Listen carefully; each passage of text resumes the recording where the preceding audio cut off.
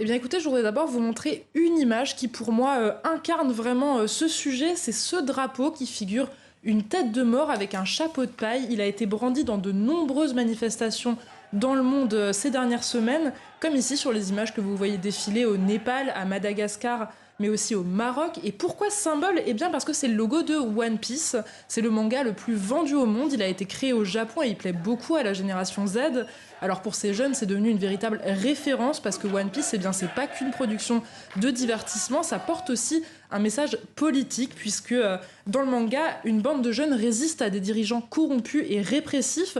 Alors en brandissant ce drapeau, eh bien, forcément, ces jeunes manifestants s'identifient un petit peu à eux.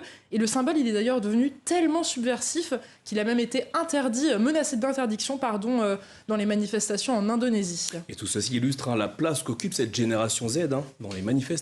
Ouais, c'est vraiment les jeunes qui sont à l'origine des appels à manifester. Il faut dire aussi que dans de nombreux pays où ces manifestations se produisent, ils représentent une large part de la population. C'est le cas par exemple à Madagascar où 2 habitants sur 3 ont moins de 30 ans. Et d'ailleurs, leurs revendications, elles portent souvent sur des problématiques qui les touchent directement. Écoutez par exemple cette étudiante qui dénonce ces conditions d'apprentissage. Nos enseignants, ils ne sont pas payés.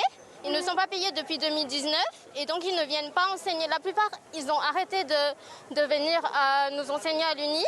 Et donc, depuis peu, on n'a plus de cours. Surtout nous, on est en master, je suis en master 2. Et actuellement, j'ai presque plus de cours.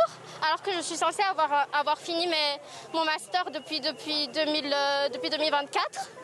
Mais il n'y a pas que ça, hein. Les manifestants se soulèvent aussi contre la corruption, contre les atteintes aux droits humains ou encore les délestages. Et d'ailleurs, dans leur discours, on sent une forte volonté de ne pas être infantilisés. Écoutez.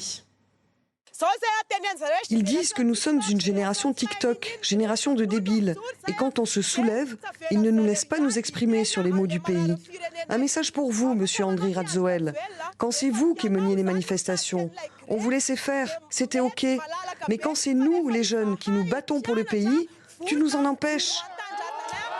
Génération TikTok, donc c'est ce que disait cette manifestante à Madagascar. Lola, quel rôle jouent les réseaux sociaux dans cette contestation de la jeunesse? Eh bien c'est bien simple, tout s'organise sur les réseaux sociaux, excite les assemblées générales en physique. D'ailleurs au Maroc, c'est sur la plateforme Discord que le mouvement Gen Z 212 a vu le jour, dans un forum de discussion qui a été ouvert après le décès de 8 femmes à l'hôpital d'Agadir mi-septembre. Les débats se sont enflammés autour de la dégradation des services de santé, mais aussi de l'éducation, jusqu'à ce qu'un vote soit proposé sur le forum pour appeler à manifester les 27 et 28 septembre dernier. Depuis, près de 174 000 membres ont rejoint le serveur, donc nous aussi on est allé y faire un tour.